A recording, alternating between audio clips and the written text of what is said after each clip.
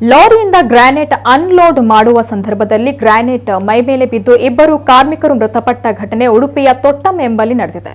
ಮೃತರನ್ನ ಸುಮಾರು 30 ರಿಂದ 35 ವರ್ಷದ ಬಾಬುಲ್ಲಾ ಮತ್ತು ಭಾಸ್ಕರ್ ಅಂತ ಗುರುತಿಸಲಾಗಿದೆ. ಲಾರಿಯಿಂದ ಗ್ರಾನೈಟ್ ಇಳಿಸುವಾಗ ಆಕಸ್ಮಿಕವಾಗಿ ಈ ಇಬ್ಬರು ಕಾರ್ಮಿಕರ ಮೇಲೆ ಬಿದ್ದಿದೆ. ತೀವ್ರ ಗಾಯಗೊಂಡ ಇಬ್ಬರು ಮೃತಪಟ್ಟಿದ್ದಾರೆ. ಹೆಚ್ಚಿನ ವಿವರಗಳನ್ನು ನಿರೀಕ್ಷಿಸಲಾಗ್ತಾ ಇದೆ.